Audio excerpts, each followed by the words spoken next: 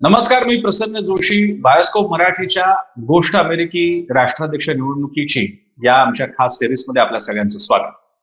आपण या सिरीजमध्ये आता खूप पुढे आलेलो आहोत आणि आता निवडणुकांचं प्रत्यक्ष मतदान तर सुरूच आहे अमेरिकेमध्ये. आणि आपल्याला आधीच्या एपिसोडमध्ये आपण शिकलं, जे जाणून घेतलं आपण, त्याच्यानुसार तिथे मतदान होत राहतं. ही प्रक्रिया संपेल आणि सगळ्यात महत्वाचा दिवस म्हणजे निकालाचा दिवस समोर येणार. त्या दृष्टीने आपण वेगवान भावदौड सुरू ठेवलेली आहे. आपण असं म्हणू शकतो की बायोस्कोप मराठीचे हे सगळे एपिसोड म्हणजे जणू काही क्रॅश कोर्स आहे, एकदम क्रॅश कोर्स. तुम्ही हा एपिसोड सगळे बघा, तुम्हाला अमेरिकी निवडणुकीचे सगळे बेसिक्स क्लिअर होतील. आणि या शृंखलेमध्ये आज आपण समजून घेणार आहोत काँग्रेस आणि सिनेटचं अमेरिकी राष्ट्राध्यक्ष पदाच्या संदर्भातलं महत्व. भारतामध्ये काँग्रेस म्हटलं की इंडियन नॅशनल काँग्रेस आणि महाराष्ट्रामध्ये काँग्रेस आणि राष्ट्रवादी काँग्रेस इतक्या पुरताच आपला शब्द काँग्रेस या शब्दाशी येतो.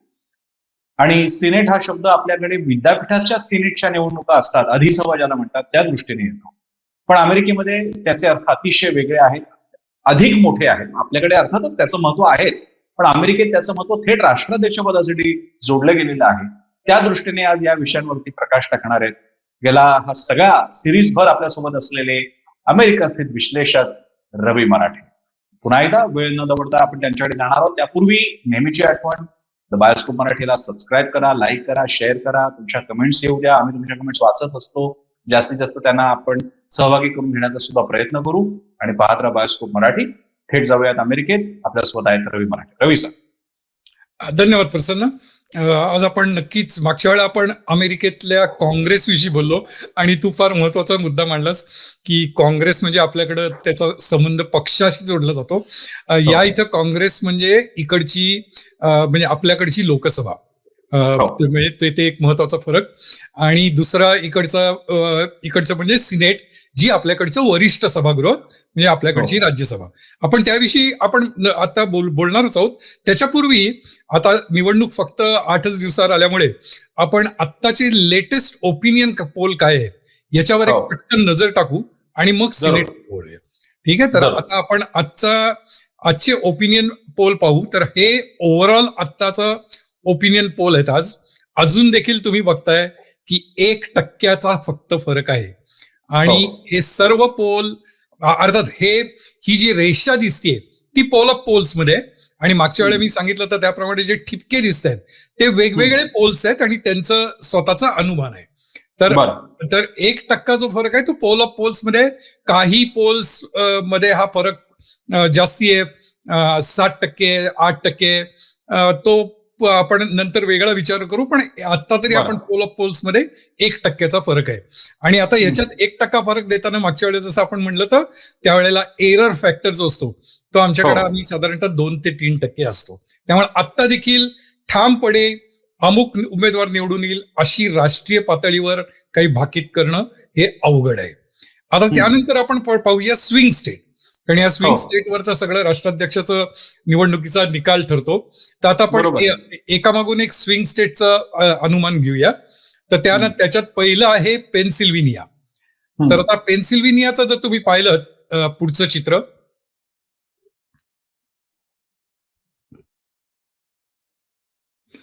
तर पेन्सिल्व्हेनियामध्ये तर तुम्ही पाहिलं तर आता दोघं इक्वल आहेत, 48 वर. त्यामुळे तिथं पण म्हणजे आता असं म्हणायसारखं काही नाहीये की अमुक उमेदवार जिंकेल. त्यानंतर पुढच्या राज्याकडे जाऊया आपण. नेवाडामध्ये आता हॅरिसना लीड आहे, पण तो देखील आता लीड आपण जर पाहिलं तर तो काही फार असा भरीव असा लीड नाहीये. पण नेवाडामध्ये महत्वाचं तुम्ही लक्षात ठेवायचं की नेवाडा मध्ये लास वेगास आणि ती शहरं येतात की ज्यांनी मागच्या वेळेला डेमोक्रेटिक पक्षाला मोठा विजयाला हातभार लावला होता. त्यानंतर पुढचं आहे विस्कॉन्सिन. आता विस्कॉन्सिन हे जे राज्य आहे तिथं आता हॅरिस 1%नी पुढे आहेत. आणि असं मानलं जातं, अर्थातच हे परत अंदाजाचा भाग आहे, की विस्कॉन्सिन मध्ये जरी दिसला 1%चा फरक तरी हॅरिस यांचं स्थान जास्ती बळकट आहे. त्यानंतर पुढच्या ह्याच्याकडे जाऊया, तो म्हणजे मिशिगन. आता मिशिगन मध्ये तुम्ही पाहाल तर परत ऑलमोस्ट एकाला एक असं दोघं आहेत. आता हे जे ऑलमोस्ट ज्याला म्हणतात ना तोडीस तोड, नेक बाय नेक, असं जे चुरशीचा भाग आहे तर हो. तो तोडायसाठी दोन्ही पक्षाकडनं आता जोरदार प्रयत्न चालू आहेत.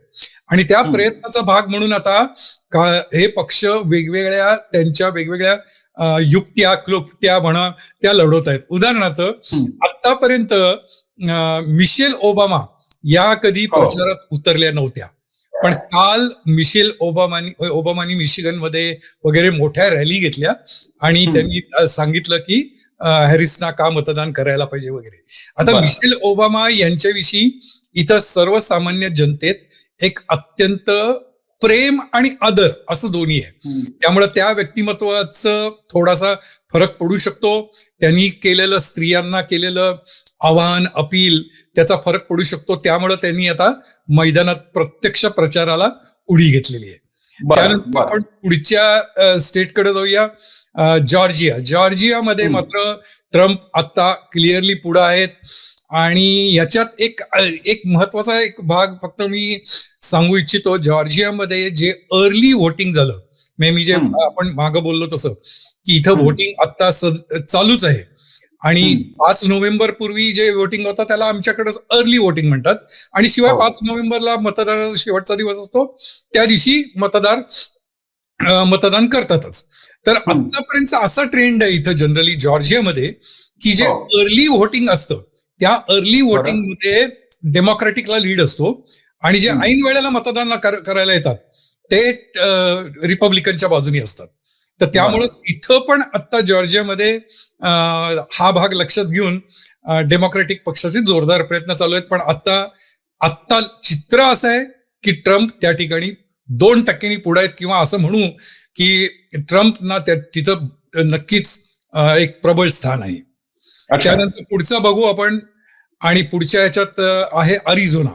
तर अरिझोनामध्ये परत ट्रम्प. आता अरिझोनामध्ये मागं देखील आपण बोललो तो अरिझोना हा बॉर्डर स्टेट आहे. त्यामुळं इमिग्रेशन हा जो इथला मेन पार्ट आहे, मेन इश्यू आहे, तो त्याचे ते डायरेक्ट त्यांच्यावर इम्पॅक्ट होतो. त्यामुळं ते ट्रम्पच्या बाजूनी आहेत. आणि मी मागं पण आपण 2-3दा याच्याविषयी बोललोय. अरिझोनामध्ये बाकीच्या राज्यांच्या तुलनेने महागाई जवळजवळ 5 ते 8% जास्ती आहे.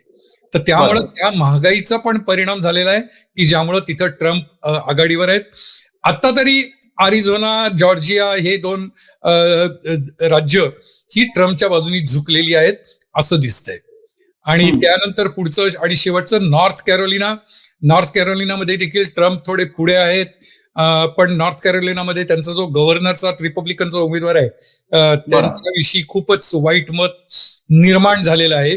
त्यामुळे त्याचा एखाद वेळेला हॅरिसना उपयोग होईल. तर पण थोडक्यात काय, तर सर्व आपण ओपिनियन पोल आता जर पाहिली पोल्स, तर आता देखील छातीटोकपणे कुठल्याही उमेदवाराच्या बाजूनी निकाल लागेल असं विधान करणं हे धाडसाचं ठरेल. आता आपण जाऊया. तर तुला काय विचारायचंय? नाही, इथे एक खरं तर यापूर्वी हा सगळा विषय डिस्कस झालेला आहे, पण तरी सुद्धा इतकं कटुकट होण्या इतकी स्थिती का असावी? म्हणजे कमला हॅरिस यांची पूर्ण नवीन पार्श्वभूमी, त्या तुलनेमध्ये ट्रम्प यांची वादग्रस्त पार्श्वभूमी, आणि आज अमेरिका ज्या दिशेने पुढे जाते त्यांना फिनान्शियल त्यांच्यासमोर मोठी टार्गेट्स आहेत. विशेषतः अशी सध्या चर्चा आहे की आर्थिक पातळीला काही मेजर अडचणी येऊ शकतात पुढच्या काही काळामध्ये, असं साधारण म्हटलं जात आहे. या पार्श्वभूमीवरती गरीब मध्यमवर्गीय, निम्न मध्यमवर्गीय समाजाला सहारा देऊ शकतील आणि त्यांचा विचार करू शकतील असं चित्र असताना इतकी कटोकट का होते? आपण हे पूर्वी पण वेगळ्या अर्थाने बोललेलं आहे. आणि त्यातला एक महत्वाचा मी मुद्दा आपण वारंवार मांडलेला आहे, तो म्हणजे पोलरायझेशन. की आता आणि एस्पेशली सोशल मीडियातनं एक टोकाची मतं ही मतदारांची बनली आहेत की मी रिपब्लिकनचा म्हणजे मी रिपब्लिकनचा, आणि मग नुसतं मी रिपब्लिकनचा आहे असं नाही, मग माझ्या दृष्टीने डेमोक्रॅटिक हा शत्रू. म्हणजे आपल्याकडं जे आपण भारतात आपण काही वेळेला हे दूषित वातावरण आहे असं म्हणलं जातं की पूर्वीच्या काळी देखील विरोधक होते, पण विरोधकांना कोणी राष्ट्रद्रोही म्हणायचं नाही किंवा शत्रू आहे असं म्हणायचं नाही. तर आता हल्ली म्हणलं जातं. तर तसंच आता ट्रम्पनी आता जी काल रॅली केली, त्या कालच्या रॅलीमध्ये ते स्पष्ट म्हणाले की डेमोक्रॅटिक पार्टीला जी मतं देत आहेत ते एनिमी विदिन आहेत. अच्छा, बापरे. हा, तर हा जो एकंदर प्रचाराचा भाग किंवा ही जी टोकाच्या भूमिका या दोन्ही पक्षाकडनं घेतले जातात. त्यामुळं ते एक पोलरायझेशन झालेलं आहे. आणि मग त्याच्यामध्ये दुर्दैव असं झालं की डेमोक्रेटिक पक्षाचं की ट्रम्प यांचे जे बाकीचे दोष आपण सोकॉल्ड असे म्हणू किंवा त्यांचे बाकीच्या वैयक्तिक चारित्र्यातले वगैरे गोष्टी, तर त्याच्याविषयी लोक फारसं बोलत नाहीत. कारण आता त्यांना महागाई आणि इमिग्रेशन यांनी एवढं त्रस्त केलंय की ते म्हणतात की ठीक आहे, ट्रम्प एखादं विचित्र वागले, वाईट वागले चालेल, पण मला महागाई नको. तर ही काही कारण आहेत की ज्यामुळे हे कट टू कट आहे. पण शिवाय तू त्यातला एक महत्वाचा मुद्दा लक्षात घे. कट टू कट आपण म्हणतोय, पण ते कट टू कट या 7 राज्यात आहे.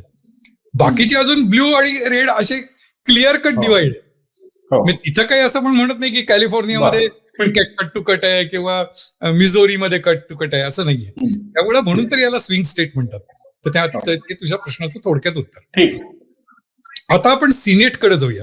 आपण मागच्या वेळेला अमेरिकन काँग्रेसचं पाहिलं आणि सिनेट इलेक्शन आत्ता पण होतात. आता सिनेटच्या इलेक्शनच्या विषयी विचार करताना 2-3 मूलभूत गोष्टी सांगतो.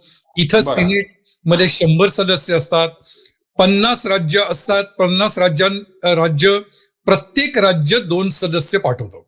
म्हणजे त्या ठिकाणी राज्याची लोकसंख्या, राज्याचा आकार वगैरे या गोष्टी नसतात. प्रत्येक राज्याला 2 सिनेटर अशी व्यवस्था आहे.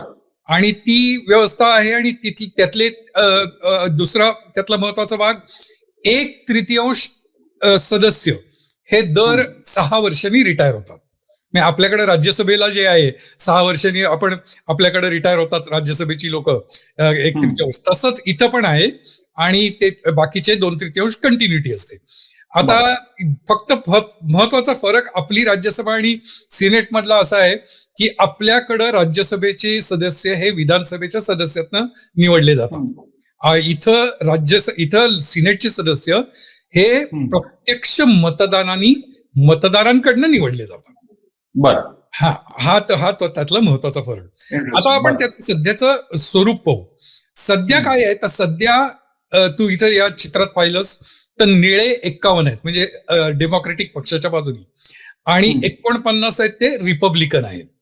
आता ते निळे 51 मध्ये 47 आणि 4 असा जो फरक दाखवलेला आहे, त्याचं कारण असं आहे की 47 हे डेमोक्रेटिक पक्षाचे म्हणून आहेत.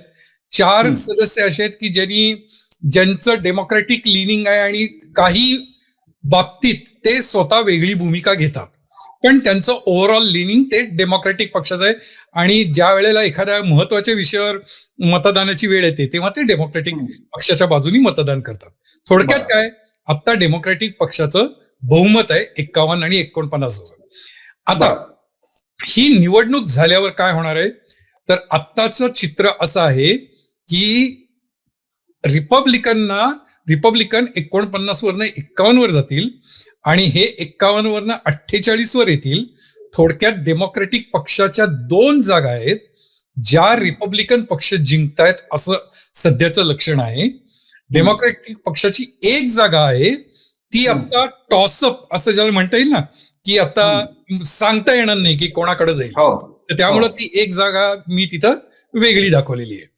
तर आता म्हणजे थोडक्यात काय, या 2 जागांमुळं संबंध सिनेटचं चित्र बदलणार आहे आणि सिनेटचं बहुमत डेमोक्रेटिक पक्षाकडनं रिपब्लिकन पक्षाकडे जाणार आहे. आता हे कसं, हे कुठल्या जागा आहेत आणि का आहेत याच्याविषयी आपण आता पुढच्या भागात पाहूया. तर आता हे ओव्हरऑल चित्र आहे. आता हे तुम्ही पाहिलं तर आता जसं निळं आणि लाल जे आपण नेहमी पाहतो तसंच इथं चित्र आहे. या ठिकाणी जी ग्रे आहेत त्या ठिकाणच्या निवडणुका आता नाहीयेत, कारण आता तुम्ही लक्षात घेतलं पाहिजे, आता फक्त 1/3 दर 6 वर्षांनी रिटायर होतात, त्यांनी तेवढ्याच निवडणुका होतात. तर त्यामुळे बाकीच्या निवडणुका आता होत नाहीत.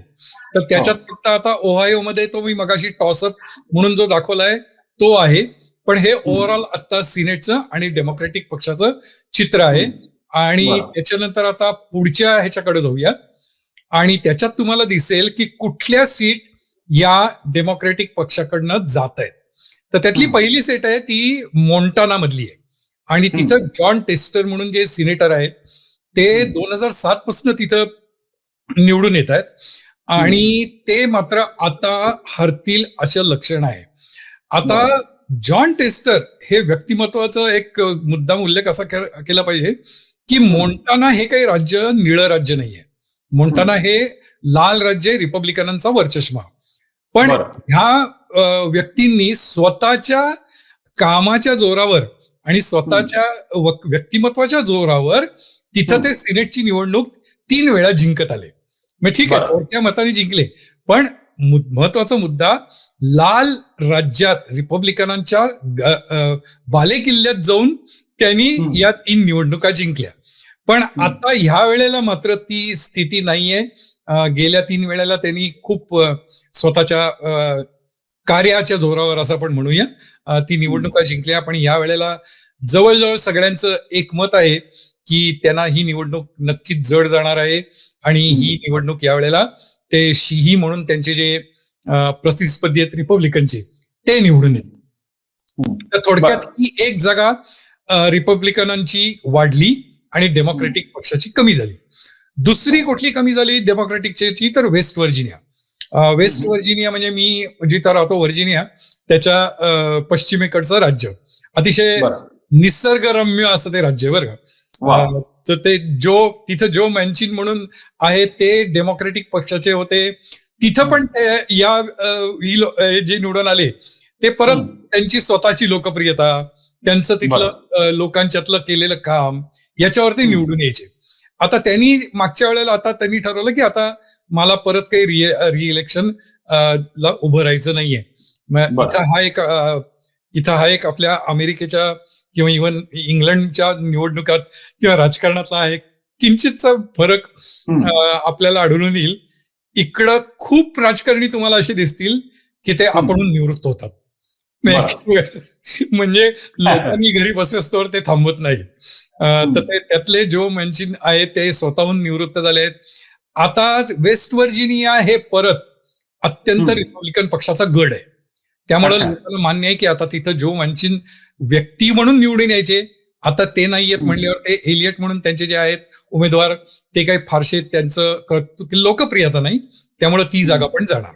तर थोडक्यात आपण जर 51 डेमोक्रेटिकचे जे सध्याचे सदस्य आहेत त्यापैकी 2 जर गेले तर ते 49 झाले आणि त्या दोन्ही सीट त्या रिपब्लिकनला जाणार. थोडक्यात त्यांचं बहुमत जाणार. आणि मग तिसरी जागा आहे ती मी म्हणलं तसं ती ओहायोची आहे, ती टॉसअप आहे, ती कोणाला मिळेल आता काही सांगता येत नाहीये.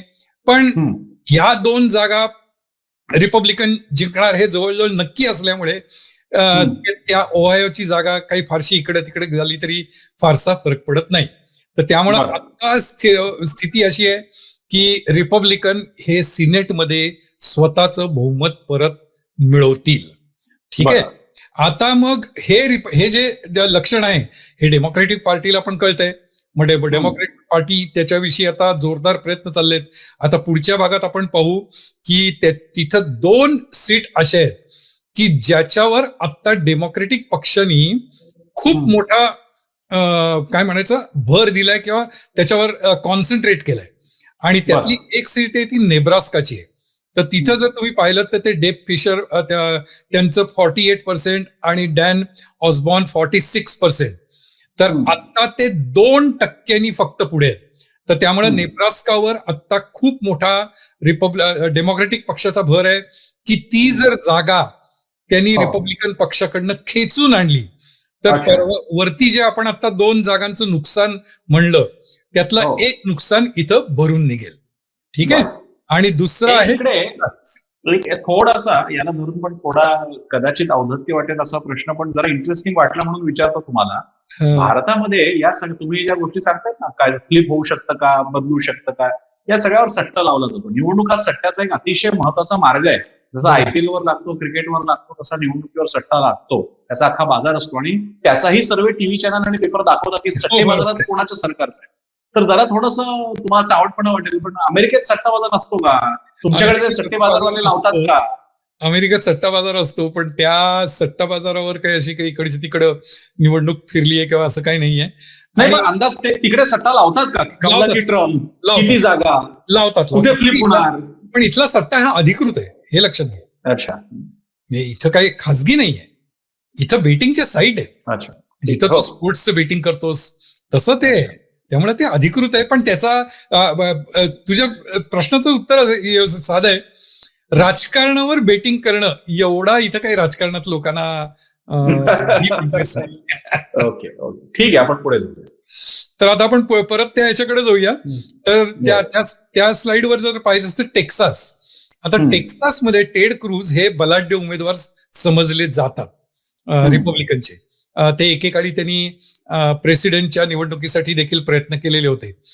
आता त्यांचा लीड हा जो आता ह्या इथं 4% दिसतोय, हा 4% लीड हा 10%वरनं 4%वर गेल्या 8 दिवसात आलाय. म्हणजे अचानक तिथलं वारं बदलायला लागलंय. आणि ते जे वारं बदलायला लागलंय ती चाहूल लक्षात घेऊन डेमोक्रेटिक पक्षाने काल एक मोठा तिथं चांगली चाल खेळली असं म्हणूया आपण. आता आपल्याला माहिती की टेक्सास हे लाल राज्य आहे. म्हणजे तिथं काही हॅरिसना इलेक्टरल कॉलेजची वोट्स मिळायची शक्यता नाहीच. पण सिनेटची सीट किती महत्वाची आहे ते डेमोक्रेटिक पक्षाला माहिती आहे. त्यामुळं त्यांनी काल टेक्सासमध्ये, डलसमध्ये बियॉन्से, आपल्या जगप्रसिद्ध गायिका, त्यांना घेऊन एक मोठी रॅली केली. आणि बियॉन्सेनी त्यात स्वतः भाषण केलं. त्यांनी स्पष्ट सांगितलं टेक्सासच्या मतदारांना की तुम्हाला अबॉर्शन किंवा याच्या संदर्भात तुम्हाला स्वतःचं स्वातंत्र्य राखायचं असेल तर तुम्हाला डेमोक्रेटिक पक्षाला मत देणं आवश्यक आहे. आणि ती रॅली ही फार महत्वाची ठरली आहे. आणि आता अजून थोडासा जर जोर लावला तर एखाद वेळेला टेड क्रूज यांची सीट धोक्यात येऊ शकते. तर त्यामुळं आता डेमोक्रेटिक पक्ष त्यांचे जे नुकसान होणारे 2 सीटचं, मोंटाना आणि वेस्ट व्हर्जिनियाचं, ते या 2 सीटमधनं त्यांना भरून काढायचा जोरदार त्यांचा प्रयत्न चालू आहे. आता आपण हे बोलत असताना एक महत्वाचा मुद्दा आहे की ठीक आहे बाबा, हे सिनेटमध्ये बहुमत पक्षाला पाहिजे वगैरे, पण त्याचं महत्व काय आहे? मी इथलं काँग्रेसचं महत्व काय आहे, सिनेटचं महत्व काय? तर त्याचं एक थोडक्यात मी माहिती सांगतो तुला. इथं कुठलंही विधेयक जे असतं ते विधेयक काँग्रेसमध्ये यायला लागतं. ठीक आहे. आणि काँग्रेसमध्ये विधेयक आल्यावर ते तिथं मंजूर झाल्यावर त्याला सिनेटची पण मंजुरी लागते. ठीक आहे. आता मग तू म्हणशील की ठीक आहे, आपल्याकडे पण असतं लोकसभा, राज्यसभा आणि तिथं पाहिजे वगैरे. ते त्या बाबतीत याच्यात साम्य आहे. पण या ठिकाणी सिनेटला काही एक्सक्लुझिव्ह अधिकार आहेत, जे त्यांचेच अधिकार आहेत, ज्याच्यात काँग्रेस येऊ शकत नाही. त्यातले काही अधिकार कुठले? तर सुप्रीम कोर्टचे जस्टिस जे नेमतात, तर ते आमच्याकडे सुप्रीम कोर्टचे जस्टिस राष्ट्राध्यक्ष नेमतात. पण ते राष्ट्राध्यक्ष नेमल्यावर त्याचं रॅटिफिकेशन हे सिनेट करतं. त्यामुळे सिनेटचं बहुमत महत्वाचं, कारण तुम्ही जो जज निवडला तो सिनेटनी मान्य करायला लागतो. त्यानंतर कुठलेही संबंध फॉरेन अँबॅसेडर जे असतात, अमेरिकेच्या जगभरात जे जातात, त्याची सर्व नेमणुका या सिनेटनी मान्य करायला लागतात. त्याच्यापेक्षा सर्वात महत्वाचं जे मंत्रिमंडळ असतं, आता बायडेन यांचं जे मंत्रिमंडळ आहे की त्यांचं संरक्षण मंत्री आहेत, अर्थमंत्री आहेत वगैरे वगैरे, तर ते जे मंत्रिमंडळ आहे ते मंत्रिमंडळाला देखील सिनेटची मान्यता लागते. म्हणजे प्रत्येक मंत्र्याचं मंत्रीपद हे सिनेटमध्ये मतदानाने पास व्हायला लागतं. म्हणजे बायडेन मला म्हणाले की मला हा अर्थमंत्री पाहिजे आणि तो अर्थमंत्री झाला, असं नाही. त्यामुळे सिनेटला ते महत्व आहे. त्यानंतर आणखी सिनेटमध्ये काही महत्वाचं त्यांचं एक्सक्लुझिव्ह म्हणजे आता इम्पिचमेंट. तर जेव्हा राष्ट्राध्यक्षांची इम्पिचमेंट जी ट्रम्प यांची 2दा झाली, आपल्याला ती इम्पिचमेंट माहिती झाली कारण बिल क्लिंटनच्या त्या प्रकरणामुळे वगैरे, तर ती इम्पिचमेंट करण्याचा अधिकार हा फक्त सिनेटला आहे, तो अधिकार काँग्रेसला नाही. तर थोडक्यात हे जे मुद्दे आहेत त्यामुळं सिनेटचं महत्व आहे की सिनेटला काही स्वतःचे म्हणून अधिकार आहेत, आणि शिवाय सर्व काँग्रेसची जी बिल पास होतात ती सिनेटनी स्वतः पास करायला लागतातच. आता मग एक प्रश्न काही वेळेला असा पडतो की मग काँग्रेसनी पास केलं, सिनेटनी पास केलं आणि एखादं बिल, आणि जी आता यावर्षी एखाद्या शक्यता होऊ शकते की असं समजा की हे एक उदाहरण म्हणून देतो की काँग्रेसमध्ये रिपब्लिकन निवडून आले, त्यांचं बहुमत आहे, सिनेटमध्ये रिपब्लिकनांचं बहुमत आहे, आणि समजा हॅरिस राष्ट्राध्यक्ष झाले डेमोक्रॅटिकचे, तर मग आता हे राज्य कसं चालणार? तर ही जी दोन विधेयक आहेत ही रिपब्लिकन पक्ष त्यांच्या पद्धतीनेच पास करून घेणार, पण त्याच्या बाबतीत राष्ट्राध्यक्षांना ते अधिकार आहे की ते विधेयक ते नाकारू शकतात. बरोबर, ते नाकारू शकतात, आणि नाकारू नुसतं शकत नाहीत, त्यांनी एकदा तो जो व्हेटो वापरला तर त्या व्हेटो नंतर जर ते परत बिल यायचं झालं तर 2/3 बहुमत त्यांनी यायला लागतं. बरं, तर त्यामुळं तो राष्ट्राध्यक्षांचा अधिकार देखील शाबित राहतो, पण शिवाय त्यामुळं हा सिनेटला आणि काँग्रेसला एवढं इकडचं महत्व. आणि त्याच्यात परत आता सिनेटच्या बाबतीत एक गमतीचा भाग आहे, तो मी मुद्दाम सांगतो की काँग्रेसमध्ये जेव्हा एखादं विधेयक येतं तेव्हा विधेयकावर ते खासदार इकडचे आपल्या भाषेत खासदार त्या विधेयकावर बोलतात, प्रत्येकाला वेळ ठरवून दिलेली असते, जशी आपल्याकडे पण लोकसभेत सभापती ठरवून देतात. पण सिनेटमध्ये त्या विधेयकावर प्रत्येक खासदार किंवा प्रत्येक सिनेटर हा अमर्यादित बोलू शकतो. अच्छा. हा, आणि याच काही वेळेला विधेयक नामंजूर होण्यासाठी किंवा बारगळण्यासाठी याचा काही लोकांनी वापर केलाय, आणि याला इथं फिलिबस्टर असं म्हणतात. तर फिलिबस्टरचा अर्थ काय की समजा माझं सिनेटचं अधिवेशन जाहीर झालेलं आहे आणि ते या शनिवारपर्यंत आहे. आता एखादं विधेयक चर्चेला आलं आणि आज बुधवार आहे, तर काही नाही, तो खासदार उभा राहतो आणि त्यांनी फक्त बोलत राहायचं सतत. इकडं रेकॉर्ड आहे, इकडं काही खासदार 24 तास त्यांनी भाषण केलंय, 36 तास भाषण केलंय. आता तू म्हणशील काय बोलले काय 24 तास तुम्ही काय बोललात? बोलायला पण काहीतरी पाहिजे ना. ठीक आहे, तुम्ही बोलाय. तर त्याची एक परत गंमत आहे की त्याची गंमत अशी आहे की त्या भाषणामध्ये तुम्ही काय बोलायचं याचं काही मर्यादा नाही. तर त्याचं उदाहरण म्हणून तुला सांगतो की 1957 साली सिव्हिल राईट्स ऍक्टच्या संदर्भात असंच एक विधेयक आलं, आणि ते एका रिपब्लिकन पक्षाच्या खासदारांना ते मान्य नव्हतं, कारण ते म्हणत होते की हे एवढे अधिकार कृष्णवर्णीय लोकांना मिळता कामा नयेत. पण मग ते विधेयक बारगाळावं म्हणून त्यांनी भाषण असं 30 तास 35 तास भाषण केलं. आता ते काय बोलले? त्यांनी काही नाही केलं, त्यांनी अमेरिकेची घटना उघडली, पहिल्या शब्दापर्यंत शेवटच्या शब्दापर्यंत वाचली. अच्छा. भाषणाचा भाग. बरं. त्यानंतर आता तरी पण ते 2 तासात ती घटना संपली. मग आता पुढे काय? त्यांनी प्रत्येक राज्याची घटना घेतली आणि राज्याची घटना देखील पहिल्या शब्दापासून शेवटच्या शब्दापर्यंत वाचली. थोडक्यात काय की हा फिलिबस्टर जो आहे त्यामुळं त्याचा उपयोग करून लोक विधेयक बारगळवण्याचा प्रयत्न करतात. मग आता तू म्हणशील की असं जर बारगळत असतील तर त्याला काही उपाय नाही का? कारण मग कुठलाही असा एखादा काय म्हणायचं त्याला थोडस विचित्र स्वभावाचा खासदार हा विधेयकावर पाणी टाकू शकेल. तर त्याला उपाय असा आहे की समजा एक खासदार बोलतायत आणि त्यांना थांबवायचं झालं तर मग त्यांनी थांबवावं बोलणं म्हणून दुसऱ्यांनी विधेयक आणायचं, आणि त्याच्यावर मात्र त्याला कमीत कमी 60 सिनेटरचं सपोर्ट पाहिजे. बरं. म्हणजे त्या 60 सिनेटरनी जर सपोर्ट दिला तर मग त्या माणसाला मात्र भाषण थांबवायला आवडतं घ्यायला लागतं. हे फिलिबस्टर ही एक त्यातली गमतीचा भाग म्हणून तो सांगितलं. तर आता तुला सिनेट काँग्रेस विषयी आणखी काय विचारायचं असेल तर विचार.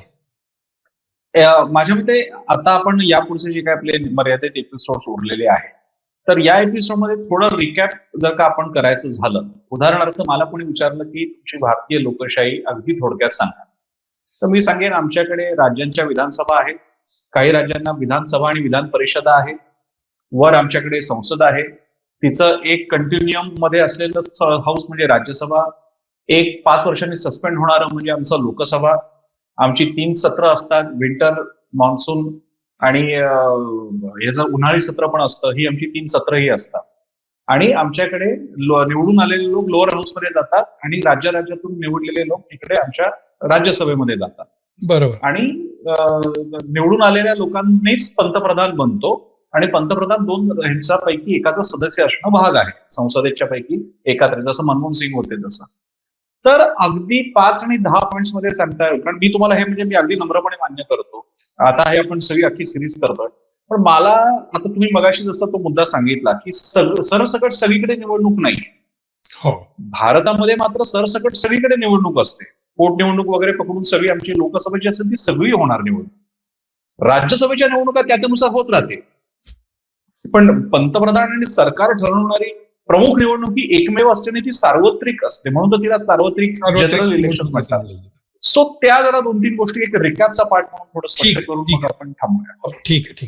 तर आता रिकॅप म्हणजे आपल्याकडचे संसद इकडं पण संसद आहे, आपल्याकडची लोकसभा राज्यसभा इकडं पण आहे, इकडं त्याला काँग्रेस आणि सिनेट म्हणलं जातं. आपल्याकडचा पंतप्रधान ह्या दोन्हीच्या पेक्षा एका सदस्य लागतो, इकडं राष्ट्राध्यक्ष हा लोकांच्यातनं डायरेक्ट निवडला जातो, त्यामुळे त्याला या 2 सभागृहाचा सदस्य असणं आवश्यक नाही. आपल्याकडे राज्यसभेची जशी 1/3 लोक रिटायर होतात 6 वर्षांनी, तसेच इकडं पण रिटायर होतात. थोडक्यात ते सभागृह हे कंटिन्यू असतं. इकडची जी लोकसभा आहे ती मात्र दर 2 वर्षांनी बदलते. इथली लोकसभेची निवडणूक ही दर 2 वर्षांनी होते आणि ती एका वेळेला राष्ट्राध्यक्षाच्या निवडणुकीच्या बरोबर होते, जी आता होणार आहे, आणि त्यानंतर ती 2 वर्षांनी मिड टर्म म्हणून होते. तर तो एक महत्वाचा इथला लोकसभेतला फरक. आता राज्याच्या लेवलला कसं असतं, तर राज्याच्या लेवलला आपल्याकडं मुख्यमंत्री, तसा इकडचा गव्हर्नर. आता इकडचा गव्हर्नर देखील डायरेक्ट इलेक्शन मधनं निवडून दिला जातो. म्हणजे त्याला देखील कुठल्याही पक्षाचं सदस्यत्व पाहिजे, विधानसभेचं सदस्यत्व पाहिजे, असा कुठलाही नियम नाही. आता राज्यामध्ये देखील आपल्याकडे जसं विधानसभा आणि विधान परिषद असते, तशी राज्यामध्ये देखील काँग्रेस आणि सिनेट असतं. म्हणजे राज्याचं देखील एक स्वतःचं काँग्रेस, राज्याचं देखील इथं एक स्वतःचं सिनेट. आता आपल्याकडं सुदैवानी नाव वेगळं आहे, विधानसभा विधान परिषद, पण तसं इकडे वेगळं नाव नाहीये.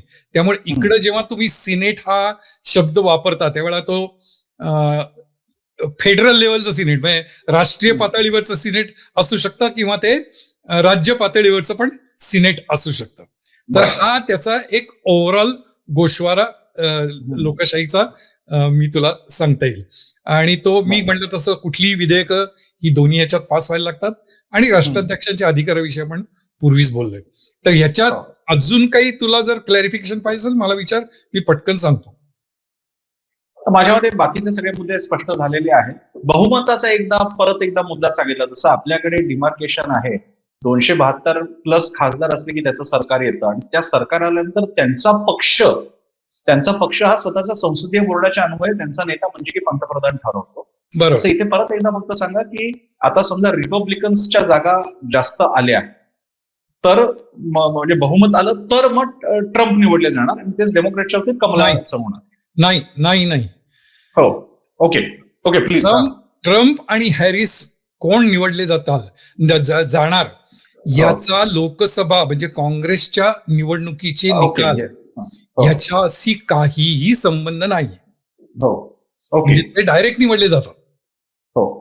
आता त्यामुळं अर्थ काय आहे की या ठिकाणी काँग्रेसमध्ये असं कुठल्या पक्षाला बहुमत मिळतं हे बहुमत महत्वाचं आहेच, कारण विधेयकं पास करायचे, पण त्या बहुमताचा आणि राष्ट्राध्यक्ष कोण होतील याचा काहीही संबंध नाही. आपल्याकडं लोकसभेत जो बहुमत मिळालं तर त्या पक्षाचा नेता पंतप्रधान बनतो. इकडं काँग्रेसमध्ये कोण बहुमत मिळालेल्या पक्षाच्या नेत्याला राष्ट्राध्यक्ष वगैरे असं काही पद मिळत नाही. तो एक महत्वाचा फरक. मी इकडं जे बहुमत मिळालं तुम्हाला पाहिजे ते तुम्हाला तुमची विधेयकं मंजूर करून घेण्यासाठी ते पाहिजे. मग एक शेवटचा फक्त प्रश्न की जनतेतून निवडून आल्याच्या निवडणुकीत त्या अर्थानं म्हणून राष्ट्राध्यक्ष आहे, पण त्याच्या पक्षाचं बहुमत मात्र सदनात नसेल अशी परिस्थिती पण उद्भवली आहे ना, उद्भवली. आणि त्यावेळेलाच मग इथे ज्याला आपण म्हणतो ना की एक बाय पार्टिझन म्हणजे सर्व मतांनुसार काही विधेयकं ही करावी लागतात. इनफॅक्ट बरं. ट्रम्पला देखील कित्येक वेळेला ते करायला लागलं, कारण प्रत्येक वेळेला काही त्यांचं बहुमत नसेल तर त्यांना आपलंच म्हणणं खरं असं करता येत नाही.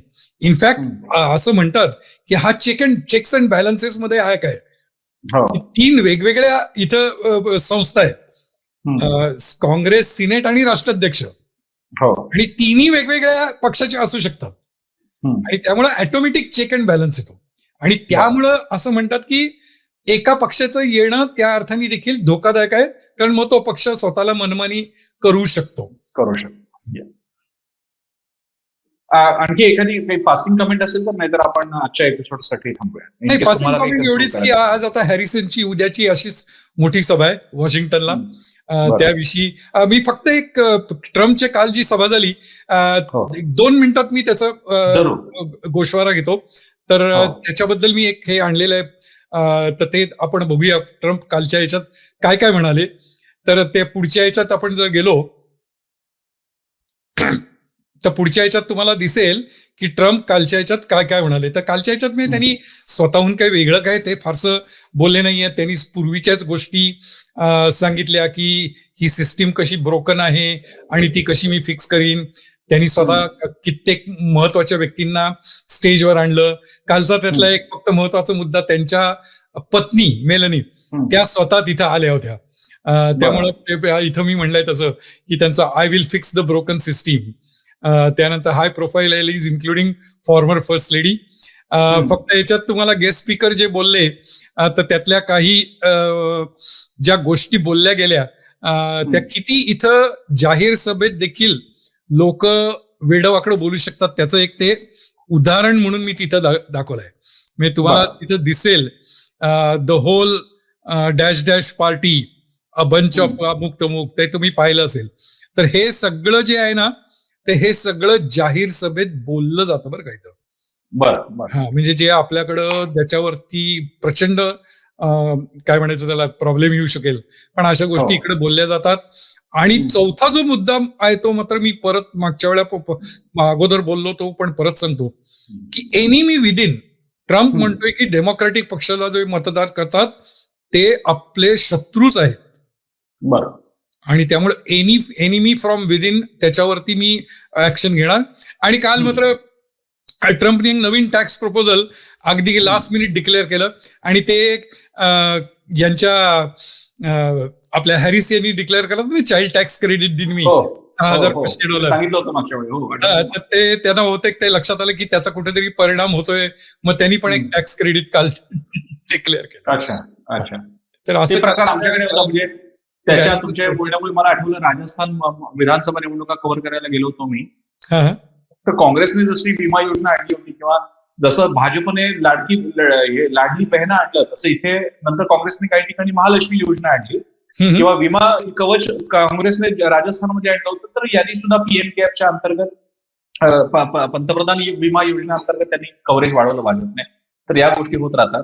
पण रवी सर, ही आपली गोष्ट अधिक रंगत चाललेली आहे, आणि आता आपण त्याच्या कथेच्या सगळ्यात शेवटच्या दिशेनं जायला लागलेलो, कारण आता अगदी तोंडावर आलेलं आहे. अमेरिका निवडणुकीची निकालाची घटिका लवकर जवळ येणार आहे, आणि त्यासाठीची ही सगळी कथा सांगायला आपल्यासोबत रवी सर आहेतच. त्यांच्याशी आपण पुन्हा भेटणार आहोत येत्या शनिवारी सुद्धा अधिक वेगळ्या नव्या एपिसोडसह. आणि जेव्हा निकाल लागेल त्याच्यानंतरचं महाविश्लेषण सुद्धा आपल्याला पाहायचं आहे त्यांच्याबरोबरच. रवी सर, पुन्हा एकदा आभार, तुम्ही सविस्तर वेळ दिला यासाठी. धन्यवाद. या एपिसोडमध्ये आपण इथेच थांबतोय. मात्र पुढच्या एपिसोडमध्ये अन्य नव्या मुद्द्यांसह ही गोष्ट अमेरिकी राष्ट्राध्यक्ष निवडणुकीची सुरू राहणार आहे. जाण्यापूर्वी एकदा पुन्हा आठवण, बायोस्कोप मराठीला सबस्क्राईब करा, लाईक करा, शेअर करा, हा एपिसोड शेअर करा लोकांमध्ये, आणि आमच्या सोशल मीडिया माध्यमातून आमच्याशी संपर्कात राहा आणि पाहत राहा बायोस्कोप मराठी.